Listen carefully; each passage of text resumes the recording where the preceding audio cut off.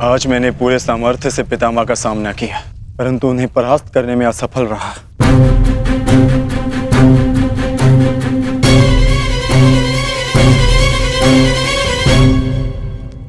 हर योद्धा के उत्तर के लिए कोई ना कोई और योद्धा होता है।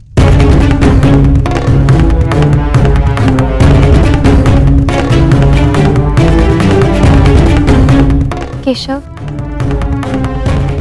आप ही तो कहते हैं ना कि कभी कभी भाग्य स्वयं चलकर हमारे पास आता है,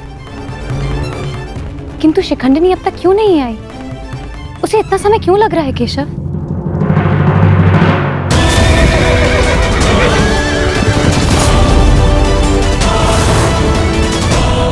हम उन्हीं की प्रतीक्षा कर रहे हैं पांचाली। ये शिखंडिनी अपनी तपस्या में असफल हुई तो पितामह हमारी सेना का अंत कर देंगे और हमारे पास केवल और केवल 2 अक्षणीय सेना शेष है। अरे तो क्या करें? कुछ तो करना ही होगा, अन्यथा हम इस युद्ध में पराजित हो जाएंगे।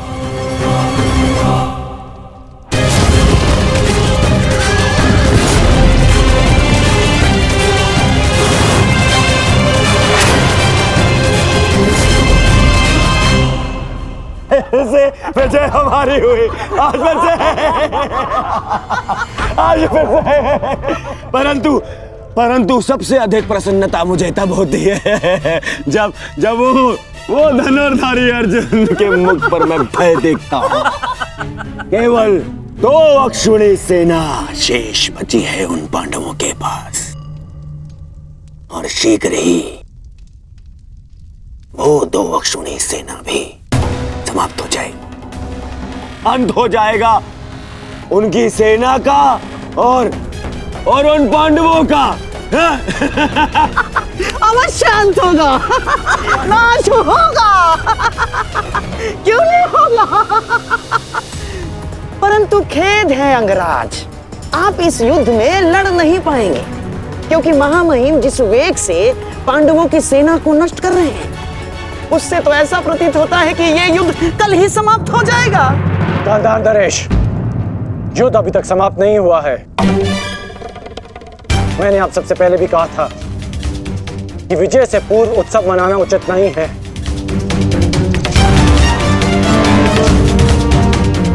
हो सकता है कि कल पांडवों को महामहिम के प्रहार की ढाल मिल जाए।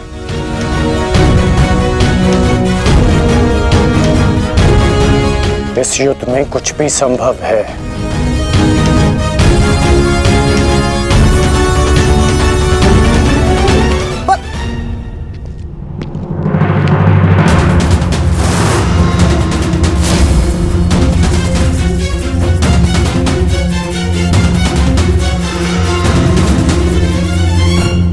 कौन हो तुम? मैं इस युद्ध का अंत हूं। मैं भीष्म की मृत्यु हूं। देवी शिखंडिनी,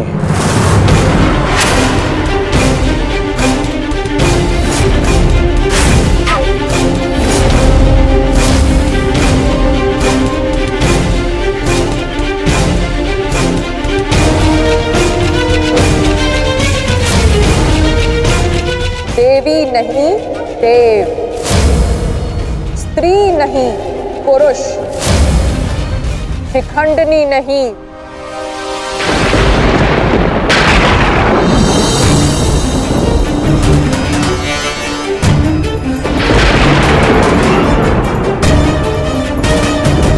शिखंडी।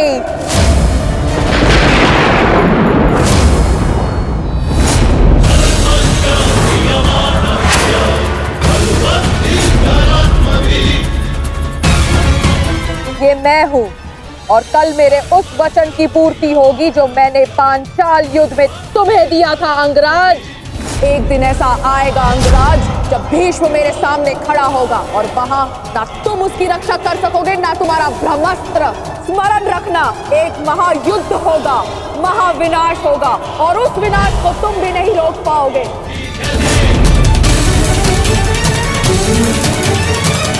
बधाई हो, कल से तुम इस युद्ध में प्रवेश करोगे। कल कुरुक्षेत्र एक योद्धा को विदा करेगा और दूसरे योद्धा का स्वागत।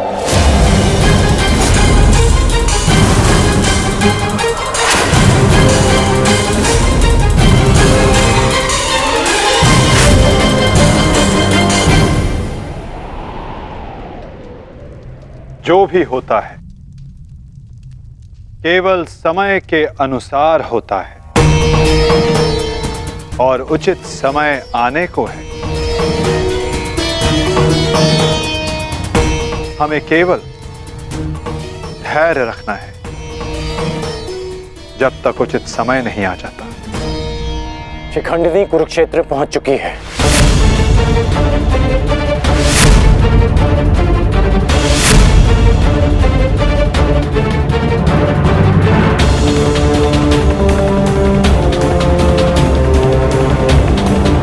शिखंडिनी के आगमन में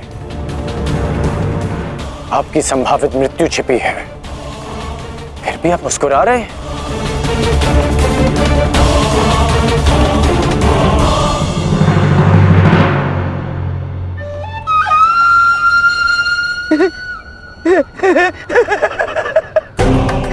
अब समझ आया महामहिम कि आप मुस्कुरा क्यों रहे हैं। युद्ध के नियमानुसार शिखंडिनी युद्ध में भाग ले ही नहीं सकती, क्योंकि वो एक स्त्री है। नहीं, वो स्त्री नहीं पुरुष है। शिखंडिनी नहीं शिखंडी है। वो स्त्री से पुरुष में परिवर्तित हो चुकी है और कल वो युद्ध में प्रस्तुत होगा और उसका एक ही उद्देश्य है, मां महिम का वध।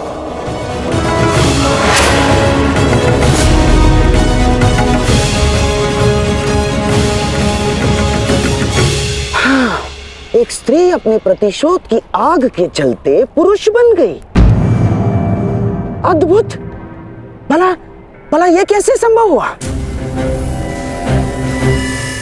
कैसे हुआ वो छोड़िए मामाश्री, अब ये बताइए कि करना क्या है।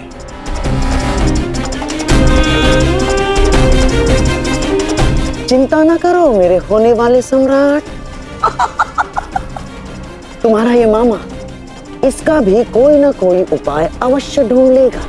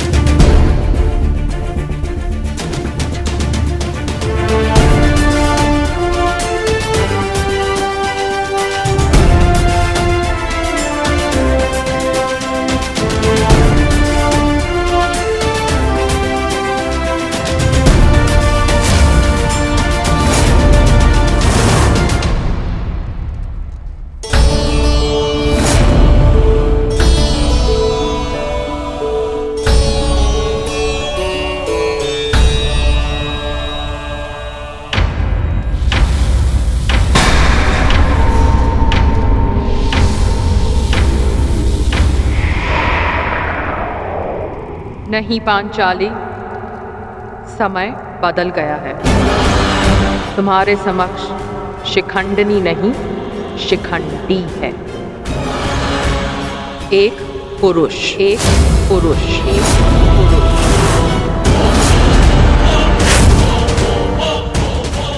और तुम्हें पर पुरुष का स्पर्श करने की अनुमति नहीं है।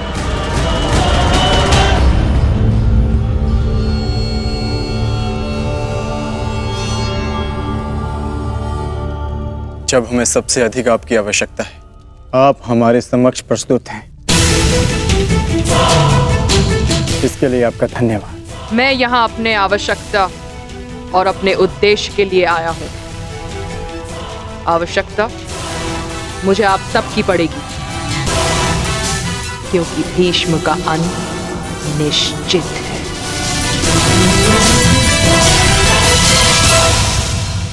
ये मेरा वचन है, हम आपका पूर्ण रूप से समर्थन करेंगे, फिर चाहे कुछ भी हो जाए। युद्ध भूमि में हम आपके साथ खड़े रहेंगे और अंत तक युद्ध करेंगे। हमें यह कार्य कल ही संपन्न करना होगा, क्योंकि मेरे पास मेरे जीवन का लक्ष्य पूर्ण करने के लिए केवल एक ही दिन है।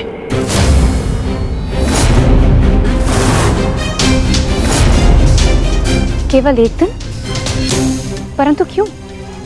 तुम्हारी समस्या ये है कि तुम एक स्त्री हो, जिस कारण तुम भीष्म से द्वंद्व नहीं कर सकती।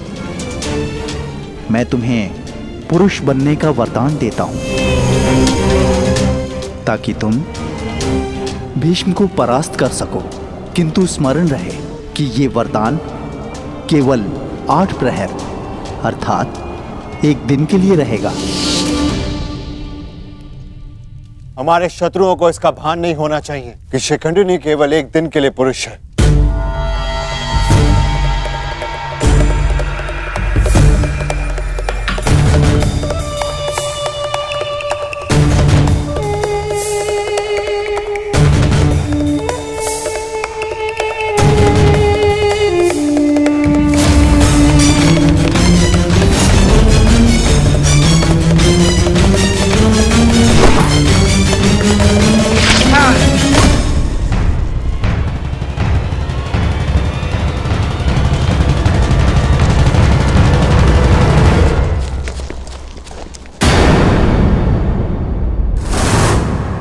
अपने वेश से ये गंधा का निवासी प्रतीत होता है।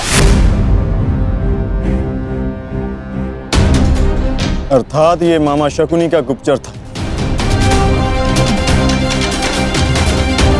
सौभाग्य ये है कि यहां से जीवित नहीं जा सका। किंतु इस गुप्तचर का संदेश शत्रु तक पहुंच चुका है पार्थ।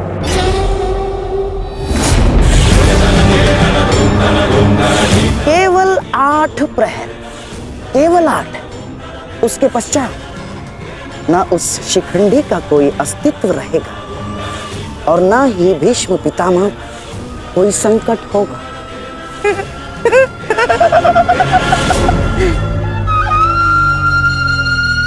क्या होगा यदि तुम्हारे पितामह कल युद्ध भूमि में प्रस्तुत ही ना हो तो?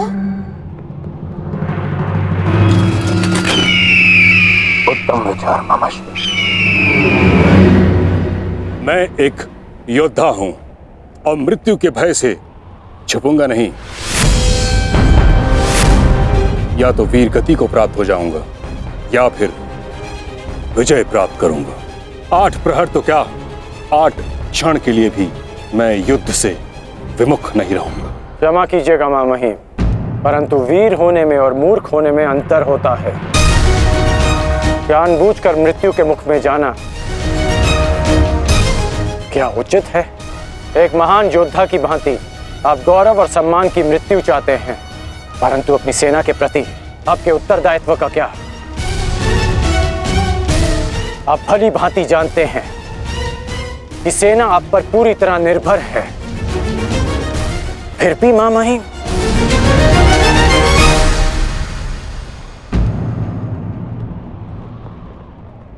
अंगराज ठीक कह रहे पितामह।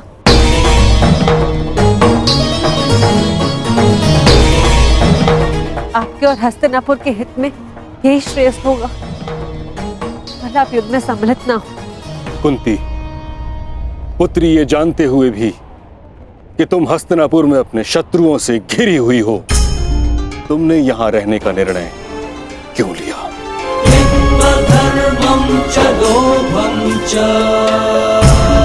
क्योंकि हम सब कर्तव्यबद्ध हैं। मैं भी अपने कर्तव्य का पालन कर रहा हूं। यह मेरा अंतिम निर्णय है और मुझे ऐसा करने से कोई नहीं रोक सकता।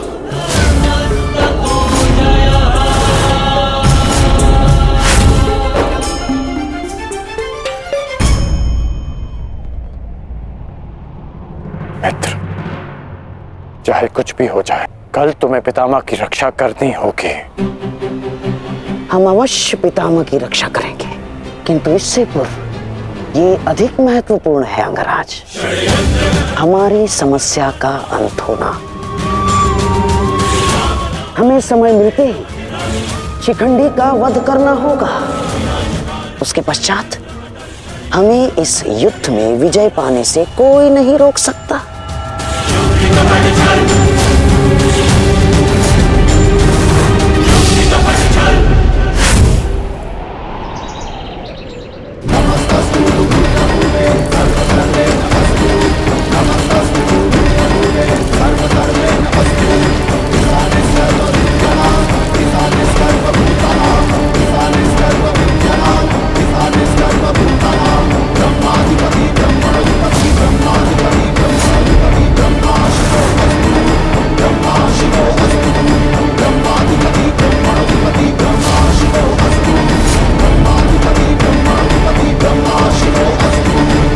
मामहिम, गंगापुत्र, आप ऐसा क्यों कर रहे हैं? मैं केवल अपने धर्म का पालन कर रहा हूं। मैंने सदैव यही किया है। युद्ध भूमि में पूर्ण सहयोग दूंगा और यदि इस युद्ध भूमि में मेरा अंत हो गया तो मुझे इस बात का गर्व होगा कि एक योद्धा का अंत रणभूमि में होगा। मैं आपसे विनती करता हूं, रुक जाइए। ऐसा मत कीजिए मामहिम, आप इसका परिणाम जानते हैं। रुक जाइए मामहिम। आपको वचन देने के कारण मैं 9 दिनों तक रणभूमि से दूर रहा, क्योंकि मुझे लगता था कि आप जो भी निर्णय लेंगे वो हस्तिनापुर और हमारी सेना के हित में होगा। विश्वास था कि आपके होते हुए हम ये युद्ध नहीं हार सकते। फिर क्यों आप ऐसा कर रहे हैं? एक कौरव भरे अंत के लिए आप पूरी कौरव सेना का संहार नहीं कर सकते। क्या इसलिए आपने सूत पुत्र को युद्ध भूमि से दूर रखा? यदि तुम्हें ऐसा लगता है तो ठीक है। सूत पुत्र कर्ण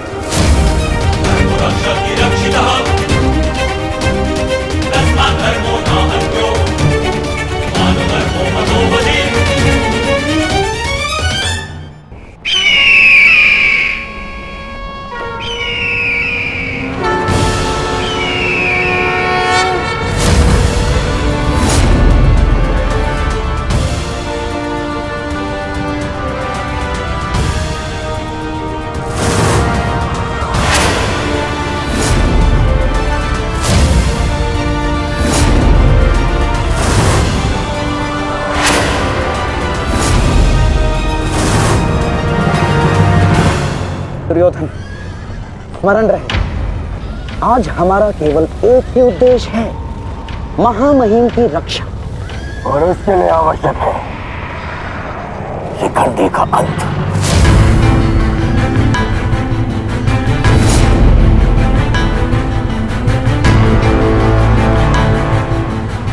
आज मैं शिखंडिनी का कवच बनकर उनकी रक्षा करूंगा। चाहे कुछ भी हो जाए, हमें शिखंडिनी को पितामह तक पहुंचाना ही होगा। स्मरण रखना पार्थ, किसी के जीवन का उद्देश्य पूर्ण करने में उसकी सहायता करने से अधिक पुण्य और आनंद किसी और कार्य में नहीं आता। और मुझे पूर्ण विश्वास है कि तुम पूर्ण रूप से अपना कार्य पूरा करोगे पार्थ। आक्रमण! आक्रमण!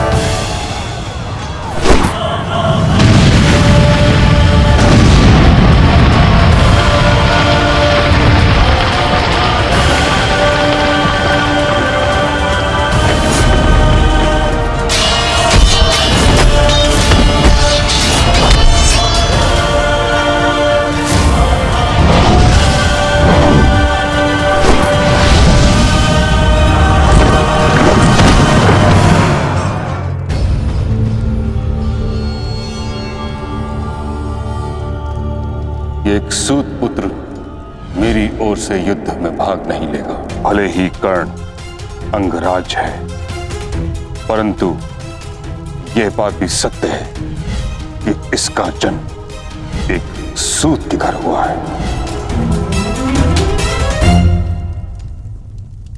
पुत्र,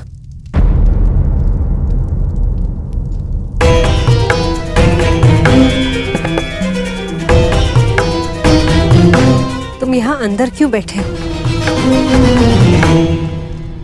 क्योंकि अभी भी मैं महामहिम के आदेश का पालन कर रहा हूं। एक सूत पुत्र होने का मूल्य चुका रहा हूं।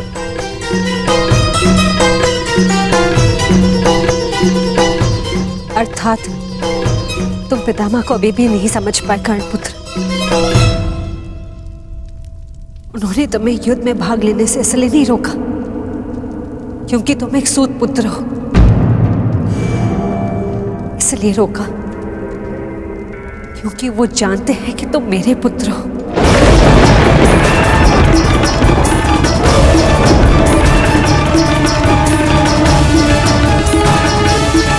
एक भाई एक दूसरे से द्वंद्व ना करें, एक दूसरे का रक्त ना बहे, इसलिए उन्होंने तुम्हें यही रहने का आदेश दिया।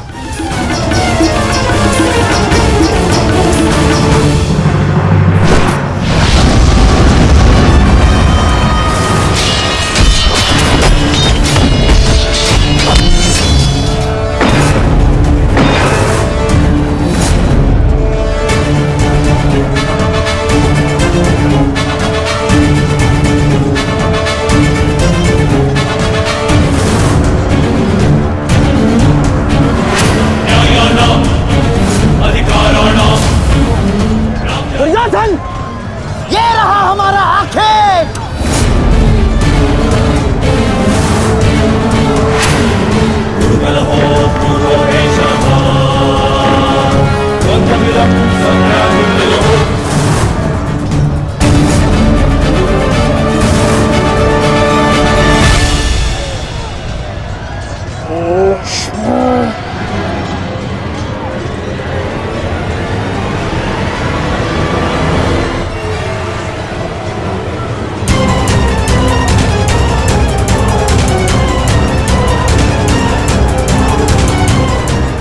शिखंडी,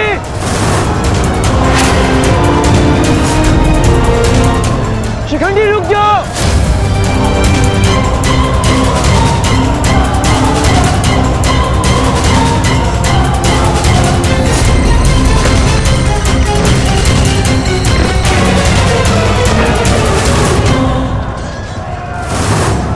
देश, तुम्हारा समय पूर्ण हुआ।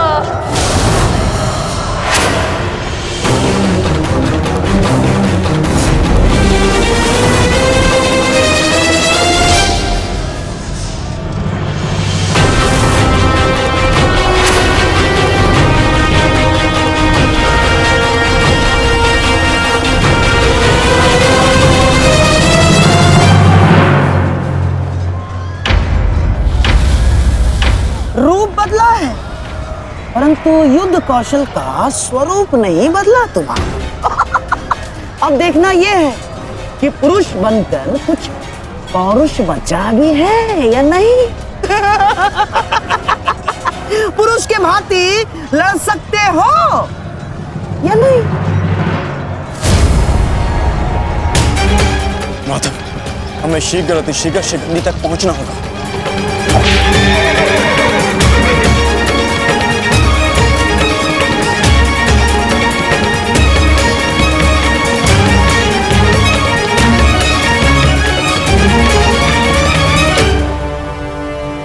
इस समय युद्ध भूमि में क्या हो रहा है संजय? क्या शिखंडी ताक्षी तक पहुंच गया है? नहीं महाराज, वो अभी तक कौरव महारथियों के मध्य में फंसा हुआ है।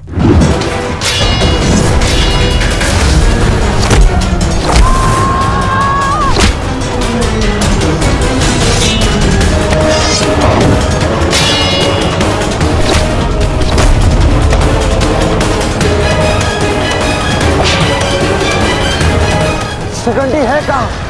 कितना समझाया था फिर भी ये द्वीप तोड़कर कहाँ चला गया शिखंडी?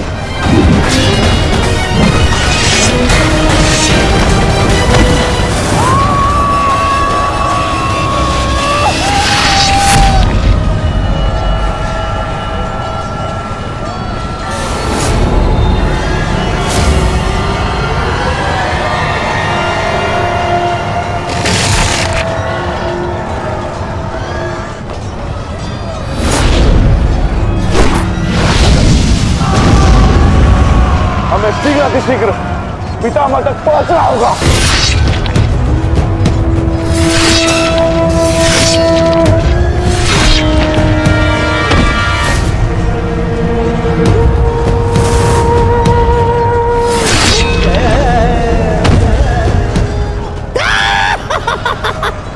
पितामह की सबसे बड़ी बाधा का अंत हुआ।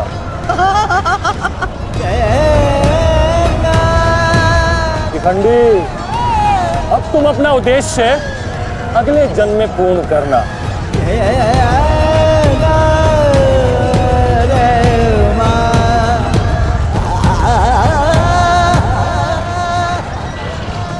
आधा दिन बीत चुका है माधव, किंतु शिखंडी कहीं नहीं दिख रहा। हम कौरवों के मध्य में खड़े हैं माधव, अब हम क्या करें? तुम शिखंडी की चिंता मत करो पार्थ। शिखंडी केवल पितामह को शस्त्र त्यागने पर विवश करेंगे। वास्तविक कार्य तो तुम पांचों भाइयों का है पार्थ। तुम में से केवल एक का प्रहार गंगा पुत्र को पराजित करने के लिए पर्याप्त नहीं है पार्थ। केवल तुम पांचों के सम्मिलित प्रहार से गंगा पुत्र को पराजित किया जा सकता है।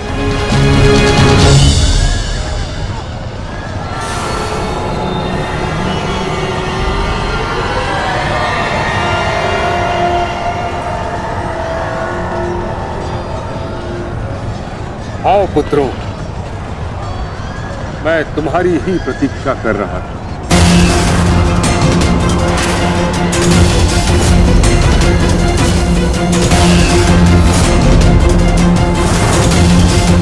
मेरा सम्मान करते हो, परंतु शत्रु पर प्रहार करना तुम्हारा कर्तव्य है, ये मत भूलना। मैं तुम सबको द्वंद्व की चुनौती देता हूं।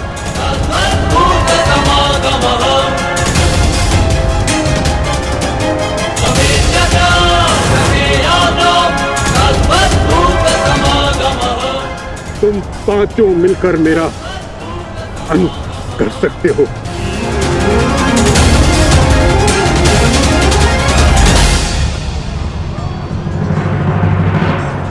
उठाओ अपने शस्त्र पुत्रों और प्रहार करो।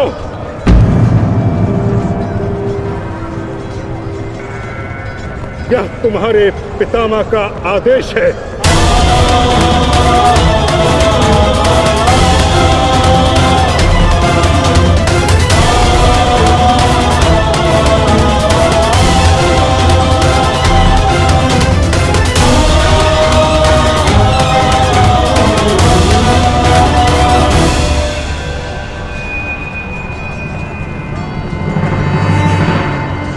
प्रहार करो, प्रहार करो।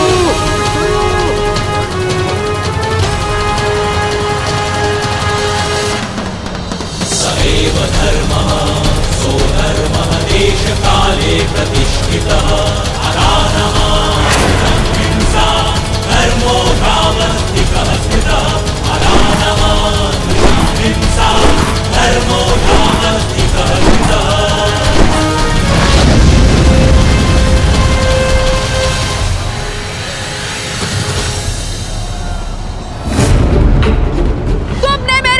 अन्याय किया है भीष्म। मैं नया जन्म लेके आऊंगी भीष्म, तुमसे प्रतिशोध पूर्ण करने।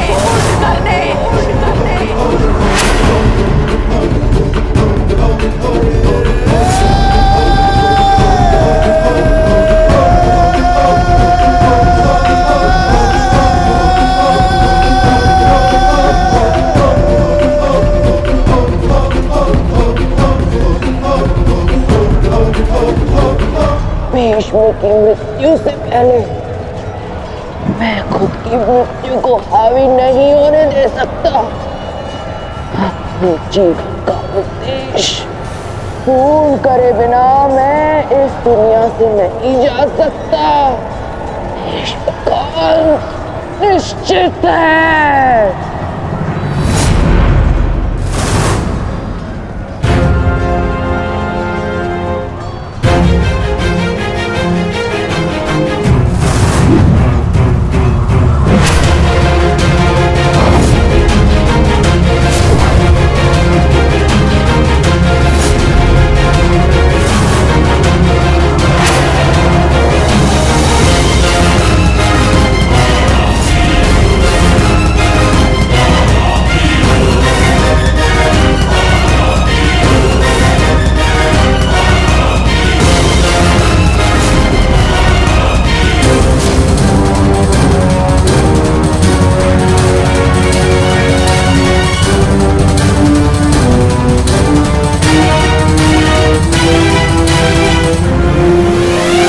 प्रहार करो पुत्रों।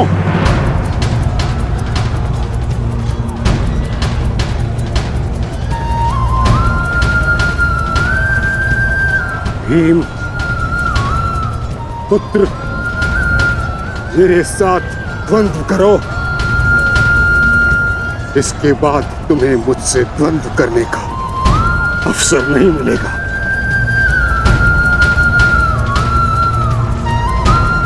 स्वयं को महायोद्धा सिद्ध करो। मैं उन पे प्रहार कैसे कर सकता हूं जिन्होंने सदैव मुझे सीख दी है? नहीं पितामह, ऐसा कदापि नहीं कर सकता।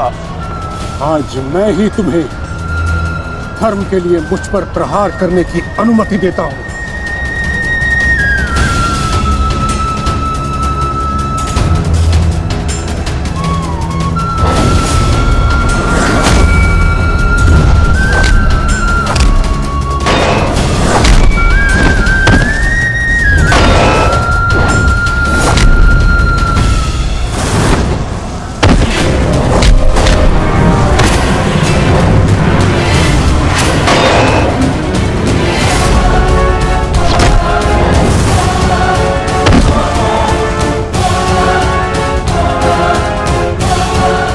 प्रहार करो पुत्रों, हार मत मानो।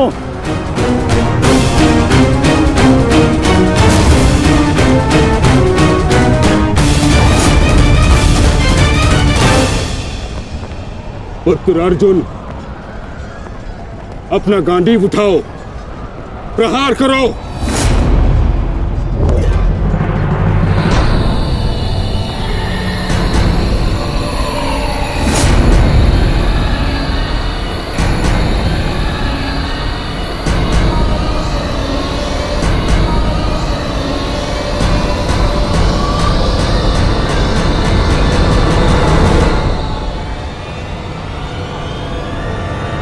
मेरा वचन है अंबा देवी, जब भी तुम मेरा काल बन के मेरे सामने आओगी, मैं तुम्हारे समक्ष अपने शस्त्र त्याग दूंगा, अपने त्याग दूंगा, अपने त्याग दूंगा, त्याग दूंगा।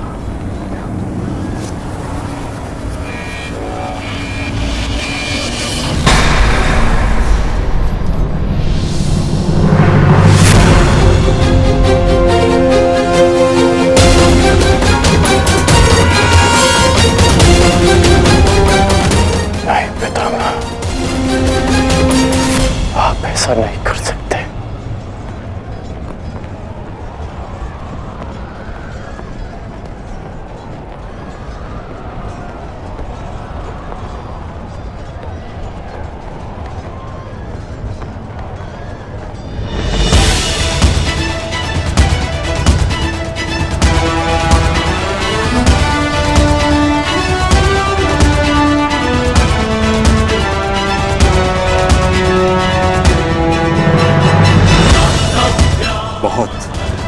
विलंब कर दिया आपने आने में, अंबा देवी। कितने वर्षों से मैं आपकी प्रतीक्षा कर रहा हूं। अब और प्रतीक्षा नहीं होती।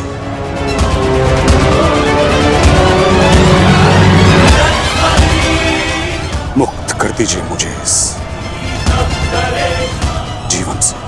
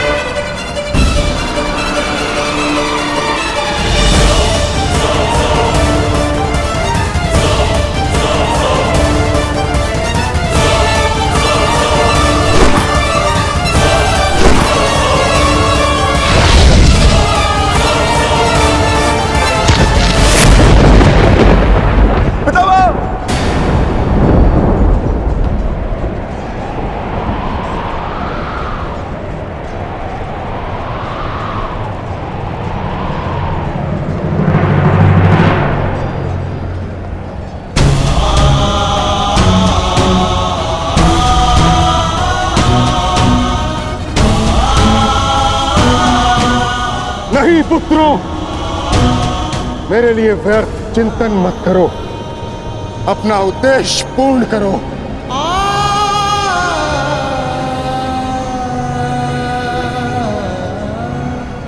कर्म करो, प्रहार करो।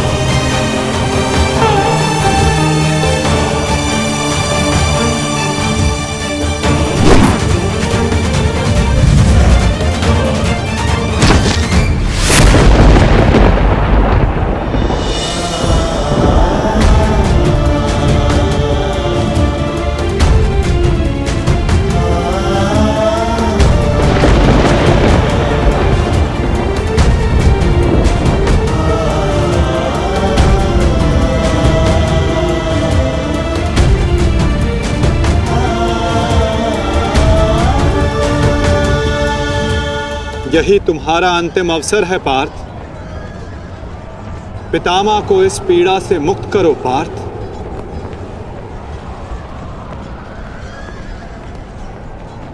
प्रहार करो पार्थ। मुझे मुक्ति दो पुत्रों।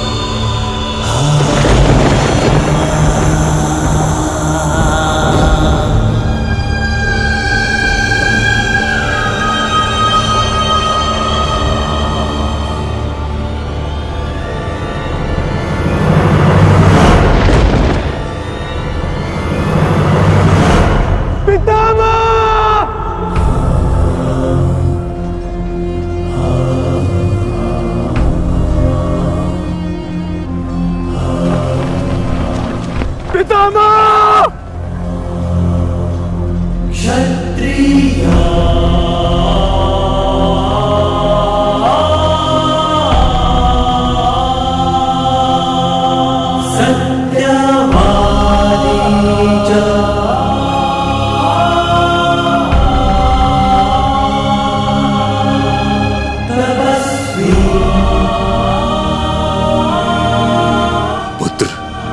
एक योद्धा के घाव से निकला रक्त उसको शोभा देता, आंखों से अश्रु नहीं। सत्यवादी च तपस्वी। क्यों एक योद्धा का ऐसा प्रारब्ध होता है पितामह? क्षत्रिय अपनी कोमल गोद की शैया में सुलाया। आज उन्हीं पितामह को मैंने शरशैया पर लेटा दिया। नियता व्रता। ये क्या अनर्थ कर दिया मैंने, ये क्या अनर्थ कर दिया मैंने।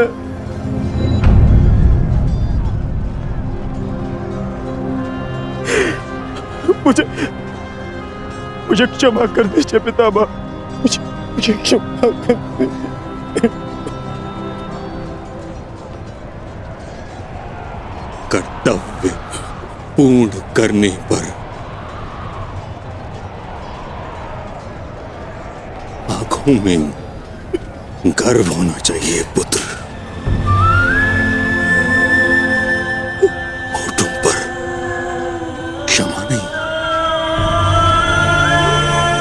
तुम सब भावनाओं के बंधन को तोड़ते हुए एक योद्धा का कर्तव्य पूर्ण किया है, और इसके लिए मुझे तुम पर गर्व है पुत्र।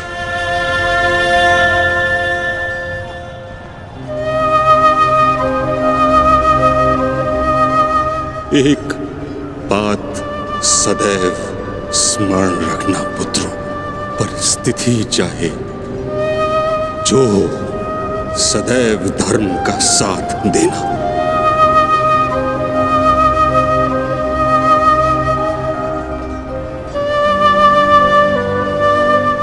जैसा आज मुझे रोक कर किया है।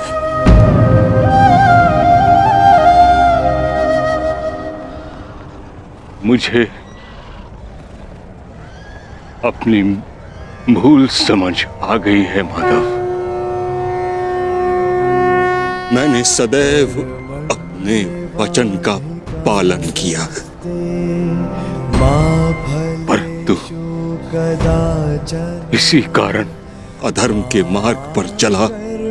जिस समय समाज को मेरी आवश्यकता थी, उस समय मैंने समाज का त्याग किया, किंतु आपने मुझे मेरी भूल का आभास कराया वासुदेव। आज मुझे लगा हर बाण मेरे हर अधर्म का परिणाम है। आज मैं अपने सभी पापों से मुक्त हो रहा हूं।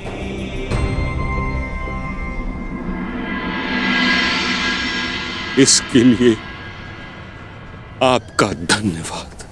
आपने अपना कर्तव्य पूर्ण किया गंगापुत्र। आपका ये बलिदान, ये त्याग आने वाली पीढ़ियों को सदैव ज्ञात करवाएगा कि परिवर्तन ही सृष्टि का नियम है और धर्म से बढ़कर कोई कर्म नहीं। पश्चाताप भरा जीवन जीना अत्यंत कठिन कठिन होता है पुत्र। तुम्हारा तो सौभाग्य है, तुम्हारे साथ वासुदेव जैसे मार्गदर्शक हैं।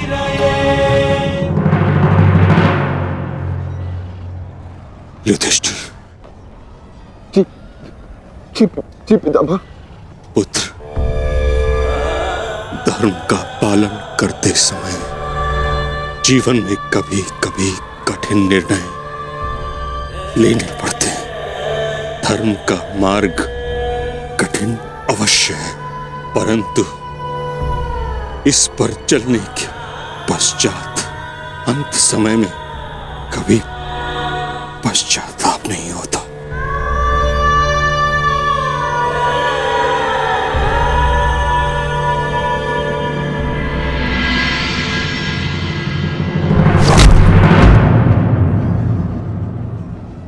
पितामह!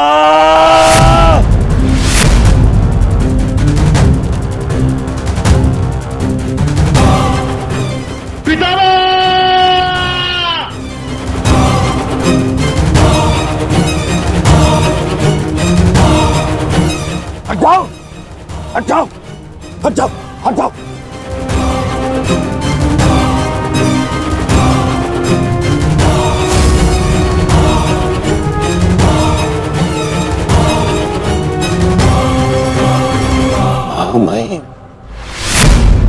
ये क्या किया तुमने? हाँ? सिंहासन पाने के लिए इतना अनर्थ कर दिया?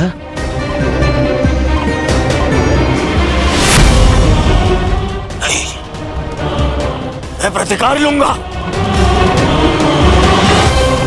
अभी इसी क्षण प्रतिकार लूंगा। दुर्योधन, आज का युद्ध समाप्त हो चुका है। अर्जुन ने वही किया जो उसके स्थान पर तुम करते।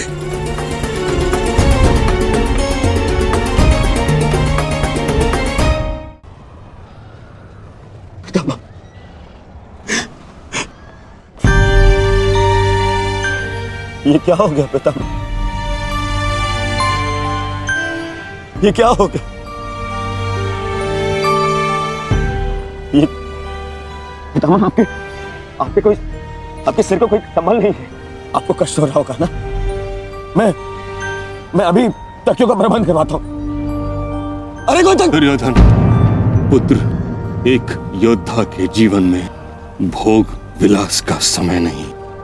जिसने शैया दी है वही मुझे तकिया भी प्रस्तुत करेगा। ऐसा संबल जो एक योद्धा के अनुकूल हो।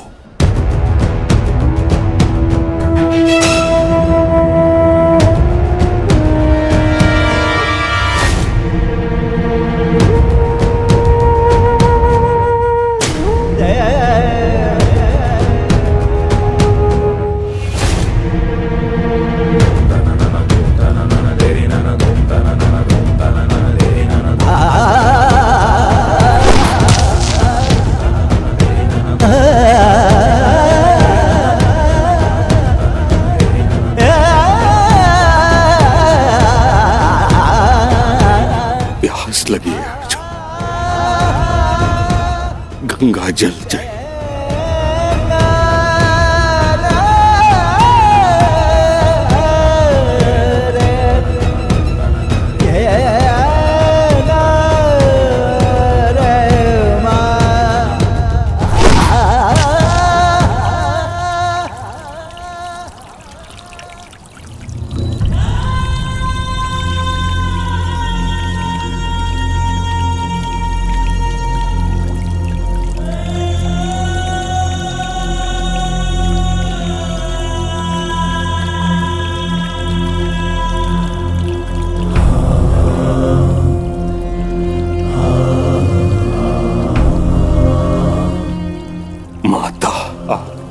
गोद में विश्राम करने का समय आ गया है।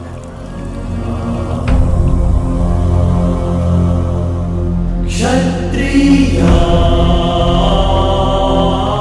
अब तुम्हें यहां से चले जाना चाहिए पुत्रों।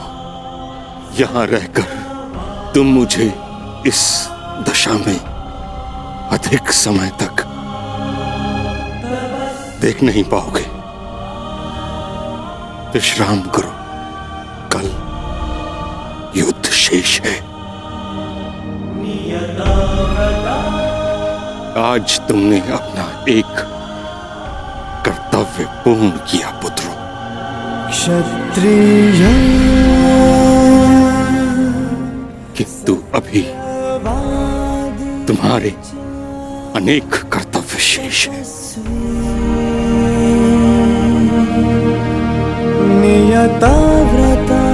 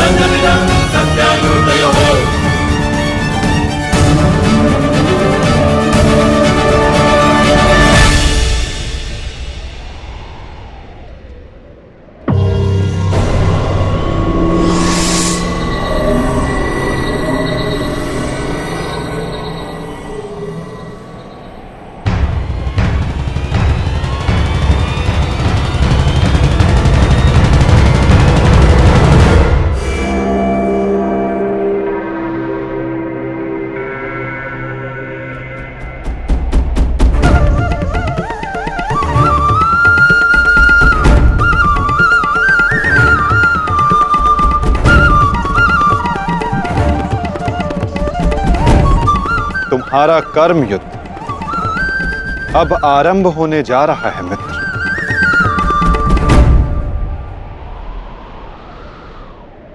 कल तुम युद्ध भूमि में प्रवेश करोगे,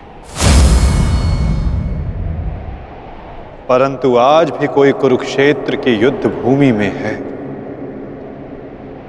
जो तुम्हारी प्रतीक्षा कर रहा है मित्र।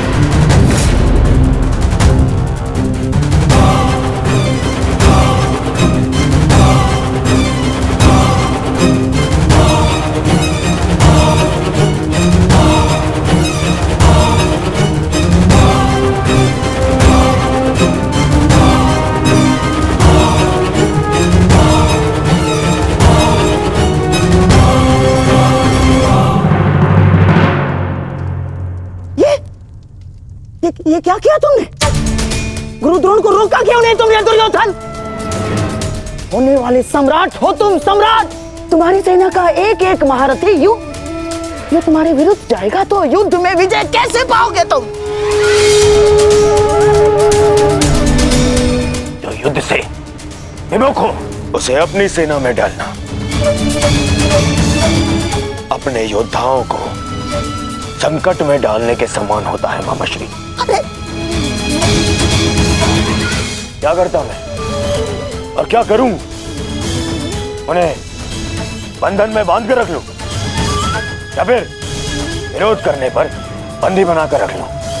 आप जानते हैं यह संभव नहीं है, किंतु मैं जानता हूं कि मैं जो कर रहा हूं उचित कर रहा हूं। उचित नहीं कर रहे हो तुम। समझने का प्रयास करो दुर्योधन। हमें विजय पाने के लिए गुरु द्रोणाचार्य की आवश्यकता है। मुझे मेरे मित्र के अतिरिक्त और किसी की आवश्यकता नहीं है मामाश्री।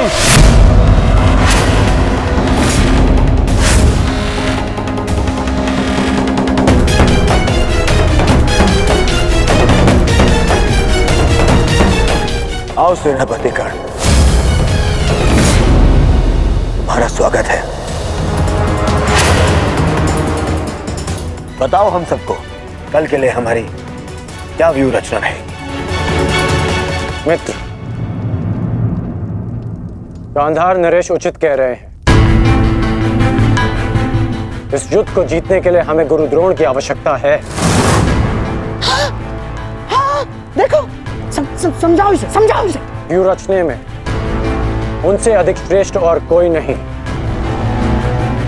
और पितामह के पश्चात केवल गुरु द्रोण हैं जो सभी पांडवों की दुर्बलता जानते हैं। इसलिए उनका हमारे पक्ष में होना बहुत आवश्यक है मित्र, और मैं तुम्हारी सुरक्षा के लिए सदैव तत्पर रहूंगा मित्र। ये मेरा वचन है। परंतु कर्ण, अब क्या किया जाए? गुरु द्रोण को कैसे मनाया जाएगा युद्ध के लिए?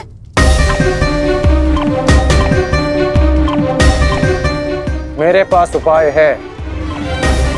हाँ, कैसा उपाय अंगराज? गुरु द्रोण कल युद्ध में प्रस्तुत रहेंगे।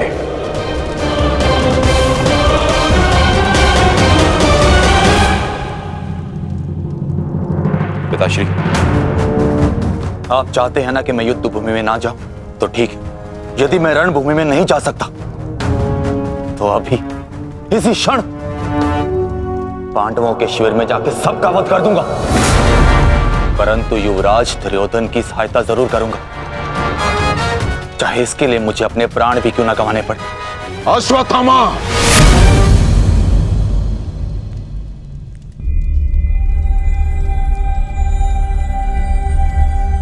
बात को समझने का प्रयत्न करो। तुम दुर्योधन की कोई मदद नहीं कर सकते, उल्टे तुम अपने प्राण संकट में डाल लोगे, और इसी कारण मैं नहीं चाहता कि तुम इस युद्ध में भाग लो, क्योंकि मैं तुम्हें इस प्रकार खोना नहीं चाहता। अब मैं कोई बालक नहीं हूं पिताश्री, अपने निर्णय स्वयं लेना चाहता, और ऐसा करने में मैं सक्षम भी हूं। प्रणिपात।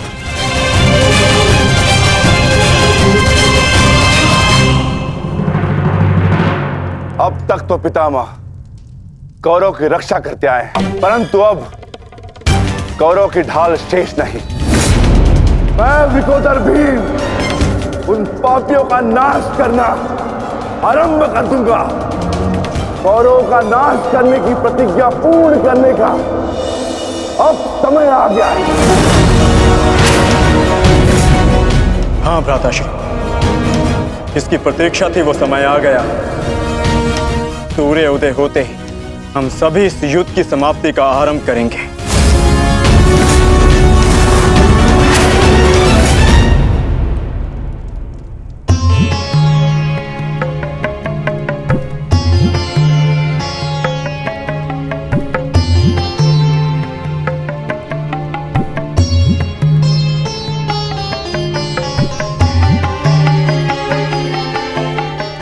आइए महाराज, अच्छा हुआ आप आ गए। मेरा स्वयं ही आपसे बात करने का मन हो रहा था। जब से ये युद्ध आरंभ हुआ है गांधारी, तुम इन दीपकों का विशेष ध्यान रख रही हो, परंतु क्यों? मेरे सभी पुत्र उस युद्ध में गए हैं महाराज, और इसीलिए मैंने इन 100 दीपकों को अपने 100 पुत्रों की लंबी आयु की प्रार्थना के लिए जलाया है। अब ये 100 दीपक मेरे 100 पुत्रों की आयु का एकमात्र सहारा है। कहीं इन दीपकों को संभालते संभालते तुम अपने हाथ न जला लेना गांधारी। नहीं महाराज, जब एक माता अपने शिशु को जन्म देती है तो उसे अपने आप ही ज्ञात होता है कि उसका शिशु क्यों रो रहा है। एक पुत्र को कभी अपनी माता को अपने रुदन का कारण बताने की आवश्यकता नहीं होती। इसी प्रकार मुझे इस बात का अनुमान हो जाता है कि इनमें से किस दीपक को तेल की आवश्यकता है और किसे नहीं, और इसके लिए मुझे नेत्रों की आवश्यकता नहीं है। तो पूछो अपने इन दीपकों से कि मेरे पुत्रों की रक्षा कौन करेगा? कौन? मैंने अभी भी आशा नहीं छोड़ी है महाराज। तात श्री के पश्चात द्रोणाचार्य हमारे पुत्रों की रक्षा करने में सक्षम है।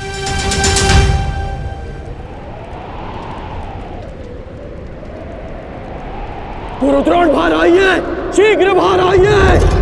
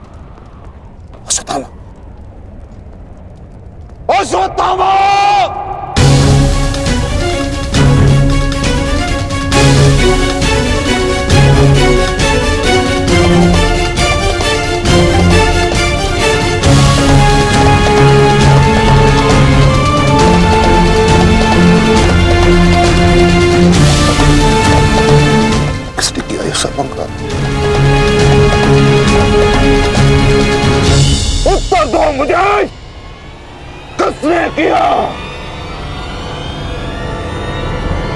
पांडव।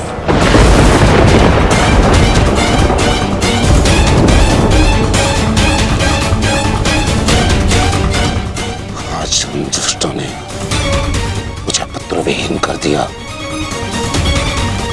युद्ध की घोषणा करो, मैं उनके संपूर्ण वंश को एक साथ समाप्त कर दूंगा अंगराज।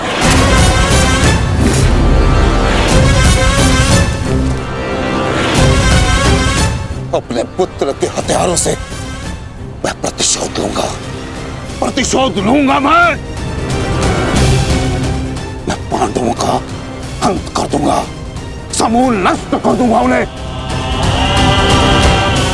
अंगराज, तुम कौरवों के सेनापति हो ना, तो आज तुम्हारे सेनापति तुम्हें आज कौरवों की विजय होगी और पांडवों की हार, और ऐसी हार जो भूत न भविष्य। आज के सूर्योदय के साथ मैं पांडवों के जीवन का सूर्यास्त कर दूंगा। चलो मेरे साथ।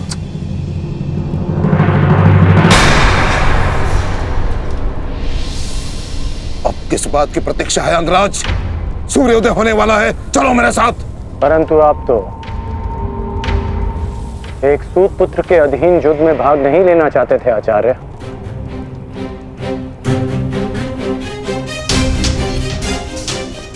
परंतु यह समय स्पष्टीकरण देने का नहीं अंगराज, यह समय है स्पष्ट प्रहार करने का, केवल और केवल आक्रमण करने का। तो ये समय भयभीत होने का भी नहीं है।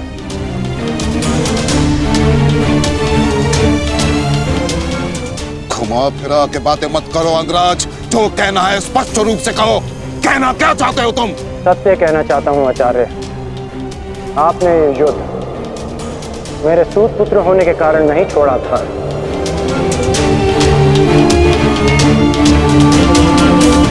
आप इस युद्ध से इसलिए पीछे हटे थे क्योंकि आपको अपने पुत्र अश्वत्थामा की मृत्यु की चिंता थी।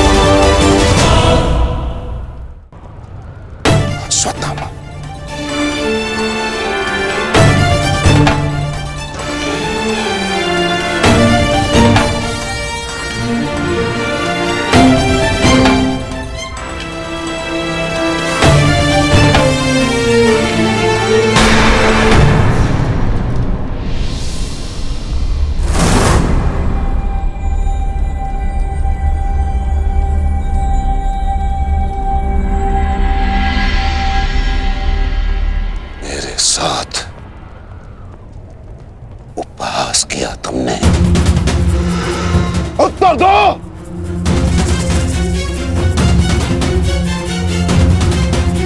मैं क्षमा चाहता हूँ आचार्य, परंतु मैंने ये सब आपका उपहास उड़ाने के लिए नहीं, आपको सत्य का आभास कराने के लिए किया है।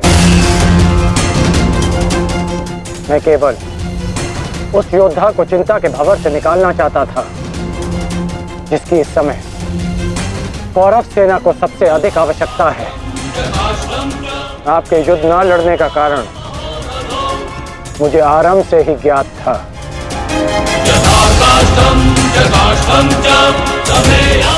पुत्र खो देने की पीड़ा से मैं भली भांति अवगत हूं, परंतु इसका अर्थ ये नहीं कि एक योद्धा अपना कर्तव्य निभाना भूल जाए। जो आक्रोश आपने अभी दिखाया, यदि वही आक्रोश आप युद्ध भूमि में रखेंगे तो ये मेरा विश्वास है कि आप कौरव सेना और अपने पुत्र को सदैव सुरक्षित रख पाएंगे।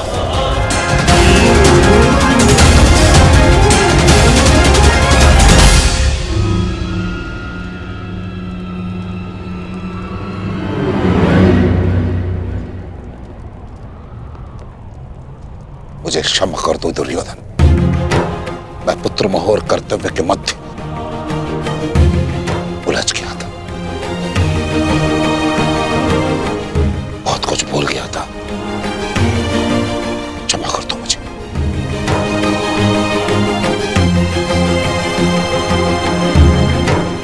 गुरुद्रोण, आप सेनापतित्व स्वीकार कर कौरवों की जीत सुनिश्चित करें और आपके पुत्र की सुरक्षा मैं सुनिश्चित करूंगा। ये मेरा वचन है कि जब तक मैं जीवित हूं,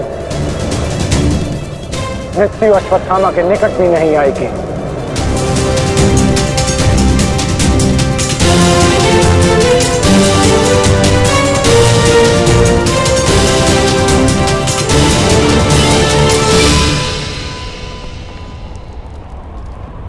आपको इस प्रकार कष्ट देने के लिए मैं आपसे क्षमा चाहता हूं पिताश्री, किंतु आपका पुत्र और एक शिष्य होने के नाते मैं आपको अपयश का भागी होने से बचाना चाहता हूं। पिताश्री, मैं आपसे एक वचन मांगना चाहता हूं कि जिस क्षण आप रणभूमि में उतरेंगे, उसी क्षण आप अपने हृदय से मेरे प्रति पुत्र मोह को त्याग दें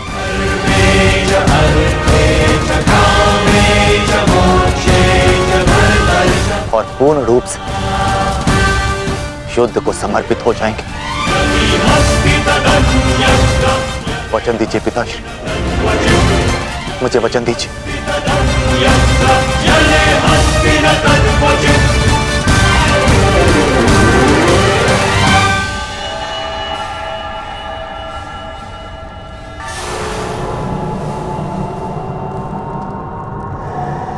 मैं वचन देता हूं।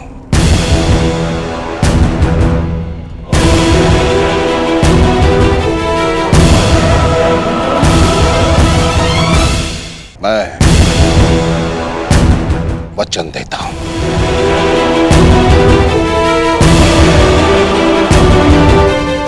सूर्योदय होने वाला है। आओ युद्ध की तैयारियां करें। मुझे गर्व है कि मैं सेनापति द्रोणाचार्य के ध्वज के नीचे युद्ध करूंगा।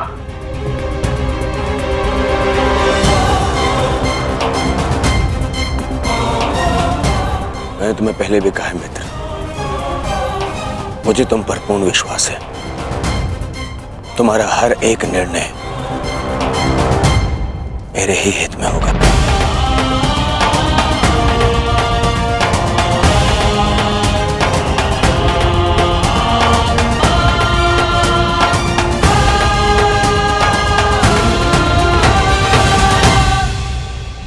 अद्भुत अंगराज, अद्भुत। आप तो कुशल नीतिकार निकले। नहीं, मेरा मित्र नीतिकार नहीं है, वो तो एक कुशल संचालक है, एक कुशल सेनापति है। कर्ण मैं आज बहुत प्रसन्न हूं और गर्व का अनुभव कर रहा हूं कि तुम मेरी ओर से युद्ध लड़ रहे हो।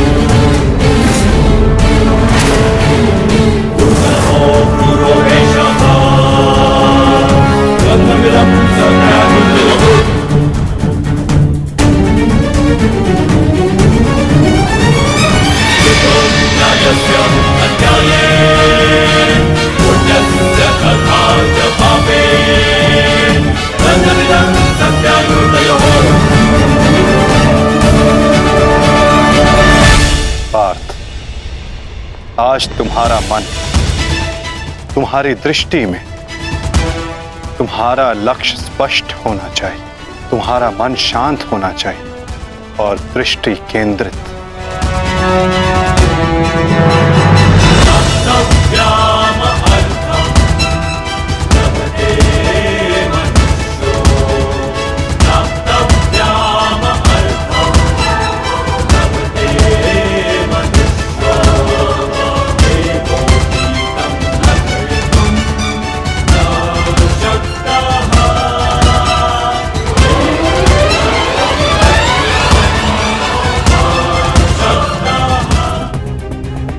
तुम्हारा कर्म युद्ध अब आरंभ होने जा रहा है मित्र।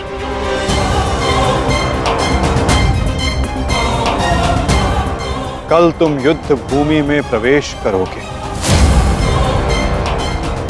परंतु आज भी कोई कुरुक्षेत्र की युद्ध भूमि में है जो तुम्हारी प्रतीक्षा कर रहा है मित्र।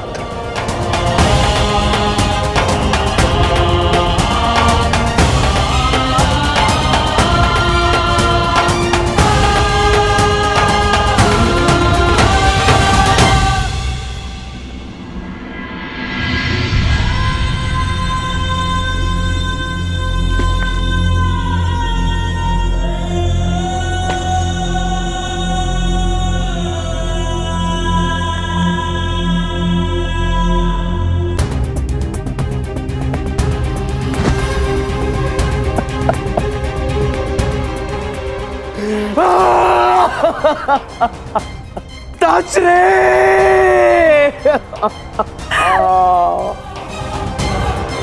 ये भयंकर है संजय, ये महाविनाश का प्रारंभ है संजय। वो वट वृक्ष गिर गया संजय, जिसकी छाया में हस्तिनापुर और मेरे पुत्र सुरक्षित थे। अब कौन करेगा कुरुवंश की रक्षा? कौन करेगा मेरे पुत्रों की रक्षा?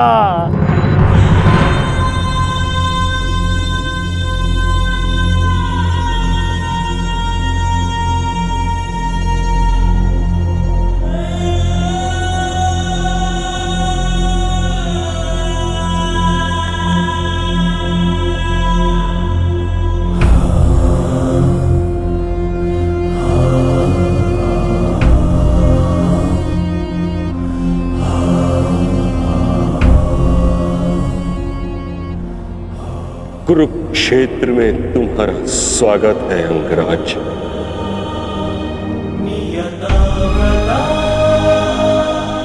आप जानते थे, आप जानते थे कि मैं माता कुंती का ज्येष्ठ पुत्र हूं। पितामह, यदि आप जानते थे, फिर आपने मुझसे ये बात क्यों छिपाई? क्यों मुझे रणभूमि में नहीं आने दिया? मैं कुंती के ज्येष्ठ पुत्र को अपने ही अनुजों से लड़ते नहीं देख सकता था। मुझे क्षमा कर देना पुत्र। मैंने तुम्हें सदैव दुख के अतिरिक्त कुछ नहीं दिया। ये तुम्हारा युद्ध नहीं, क्योंकि मेरी भांति ना तो तुम वचन से बंधे हो, न ही राज्य से। तुम तो सदा परिवर्तन के लिए लड़े हो कर्ण। जन्म पर कर्म की श्रेष्ठता सिद्ध करने के लिए सदैव संघर्ष किया है तुम। परंतु ये भी सत्य है कि तुम जन्म से क्षत्रिय हो, शूद्र नहीं। क्षत्रिय का सबसे बड़ा धर्म युद्ध नहीं, धर्म की सुरक्षा होता है। इस महायुद्ध से विलग रहो पुत्र। मैं वही कर रहा हूं जो परिवर्तन के लिए उचित है। मैंने सदैव अपना कर्तव्य पूर्ण किया है पितामह। अब आप मुझे रणभूमि में जाने से नहीं रोक सकते। आपने जो किया उस पर आपका विश्वास था। मैं जो करूंगा उस पर मेरा विश्वास है, और मेरा विश्वास है कि दुर्योधन युधिष्ठिर से कहीं अधिक सक्षम शासक है।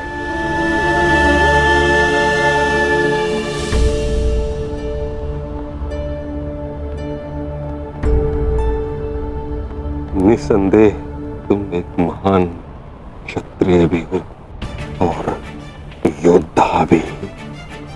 युद्ध और संघर्ष तुम्हारे रक्त में है। ये देह छोड़ते समय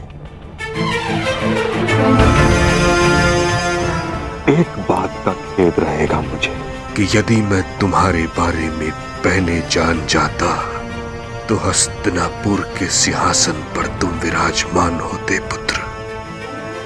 तुम्हारे ध्वज तले मैं गर्व से युद्ध करता और हस्तिनापुर के सिंहासन के प्रति मेरी प्रतिज्ञा भी पूरी हो जाती। ना ये अधर्म होते, ना ये युद्ध होता।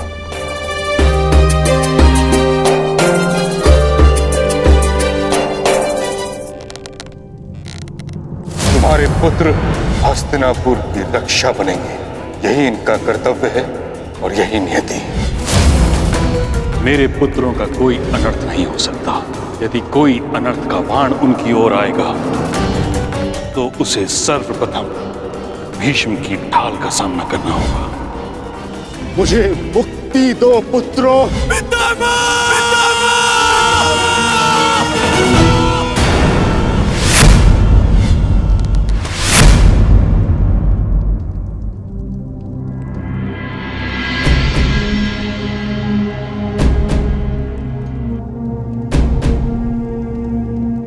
पार्थ,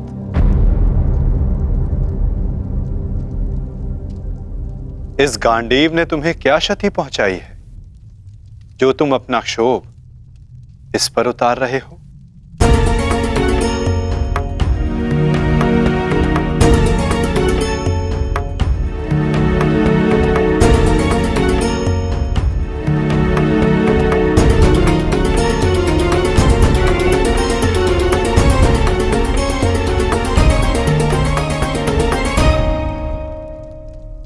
आज तुमने जो किया निसंदेह बहुत कठिन था पार्थ। बहुत साहस चाहिए अपने श्राद्धेय पर प्रहार करने के लिए, और ऐसा करके मनुष्य का मन टूट जाता है, अशांत हो जाता है।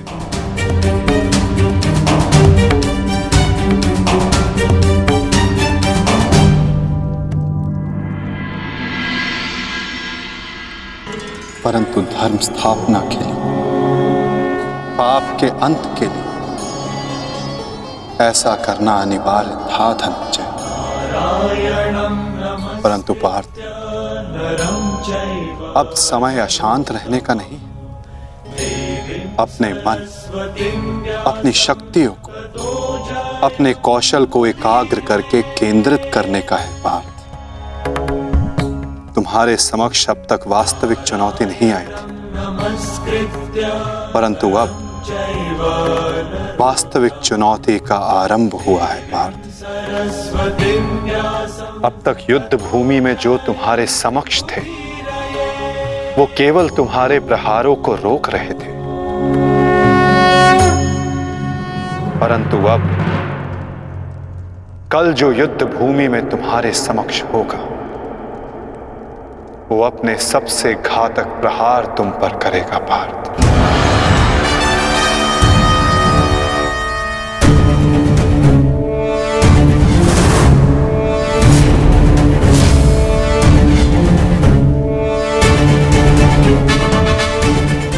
कौरवों की ढाल टूटी है और अब इस युद्ध में नियम टूटने प्रारंभ होंगे पार्थ। स्वयं को संभालो पार्थ और युद्ध के लिए सज्ज रहो, क्योंकि कल से प्रारंभ होगा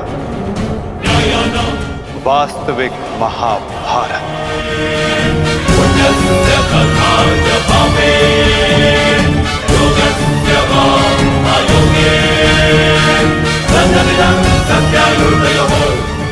मैं युद्ध के लिए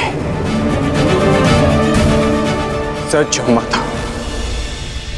यदि तुम युद्ध के लिए सज्ज हो तो कल से यह रणभूमि तुम्हारे सामर्थ्य और पराक्रम की साक्षी बनेगी। मुझे विश्वास है तुम्हारी गौरव गाथा सहस्त्र वर्षों तक कही जाएगी।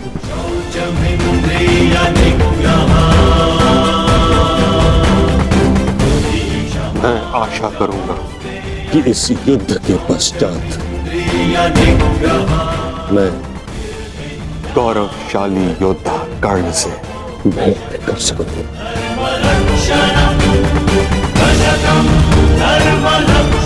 मुझे भी उस क्षण की प्रतीक्षा रहेगी पिता।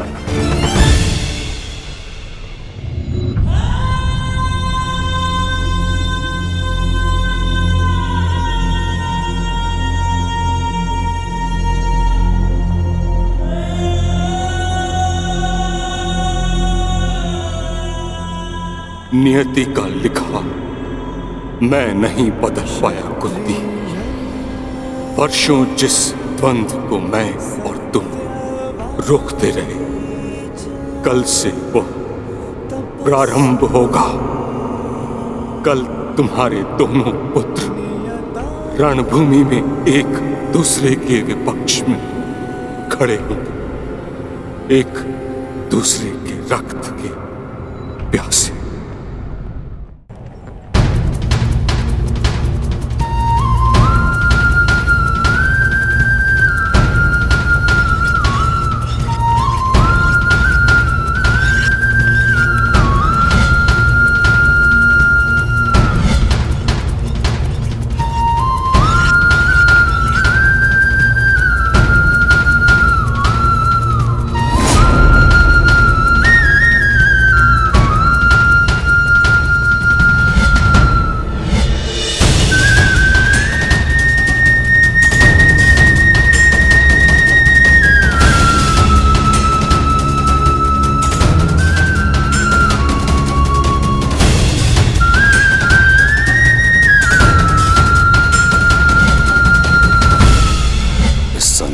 सर्वश्रेष्ठ धनुर्धर महाबली महामहिम भीष्म बाणों की शैया पर है।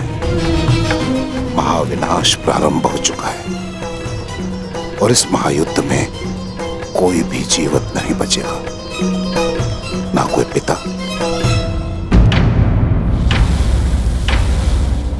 और ना ही पुत्र।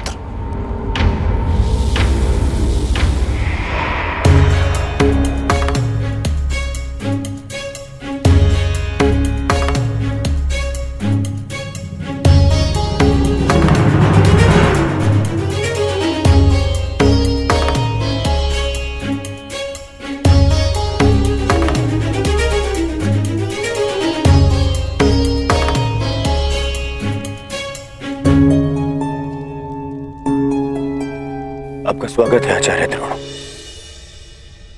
हम सब आप ही की प्रतीक्षा कर रहे थे।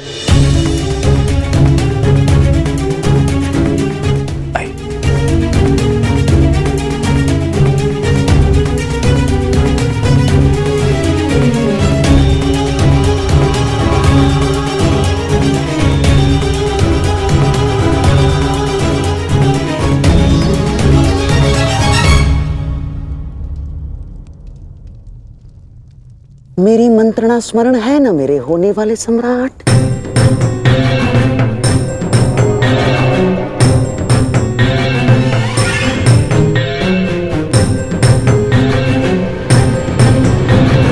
आज का दिन युद्ध भूमि में हमारे लिए दुर्भाग्यपूर्ण था।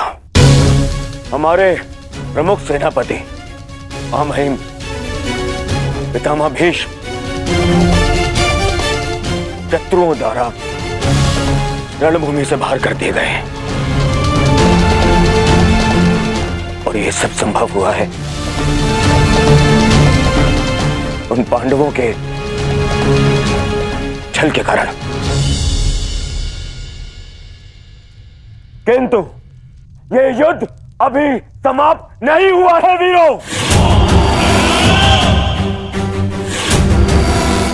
यह युद्ध तब तक शेष है तब तक हमारी अंतिम सांसें शेष है। और मैं दुर्योधन ये वचन लेता हूं कि मैं इस छल का प्रतिशोध लूंगा, अवश्य लूंगा।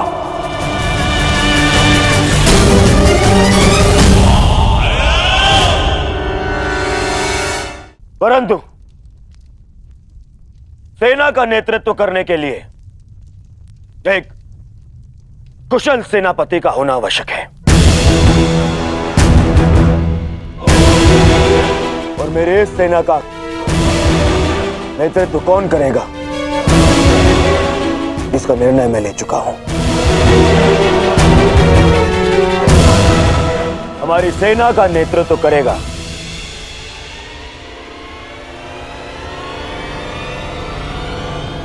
मेरा मित्र अंगराज कर्ण।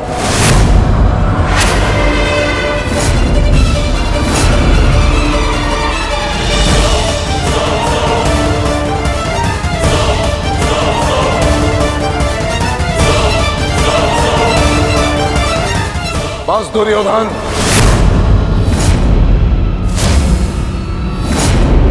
ये मेरा अपमान है और यह मत भूलो कि मैं तुम्हारा गुरुदेव हूं। और मैं अपने इस अपमान को कदापि सहन नहीं करूंगा। मरण है।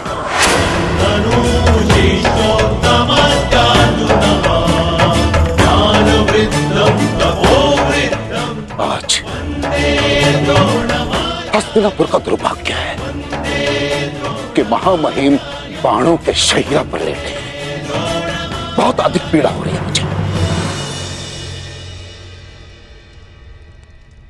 मुझे हस्तिनापुर लाया गया महामहिम द्वारा और किसी का द्वारा नहीं। और यदि महामहिम ने इस सूत पुत्र को अपने सेना में भाग लेने नहीं दिया तो मैं इस सूत पुत्र के अधीन रहकर इसके नेतृत्व में युद्ध कैसे कर सकता हूं। इसी कारण मैंने निर्णय लिया है कि मैं और अश्वत्थामा आज अभी और इस क्षण से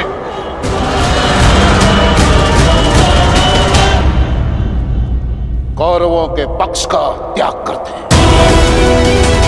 आचार्य,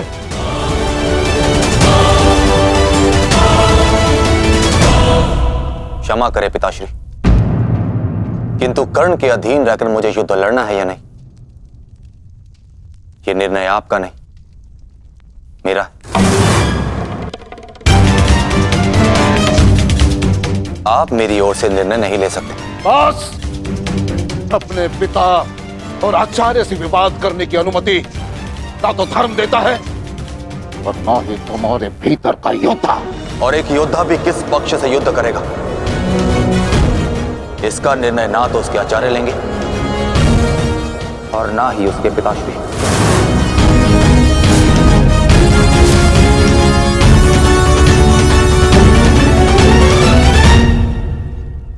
मेरे आदेश की अवहेलना करने का तो साहस कभी मत करना अश्वत्थामा। निर्णय ले लिया है मैंने कि आज अभी और इस क्षण से हम कौरवों के पक्ष का त्याग कर रहे हैं।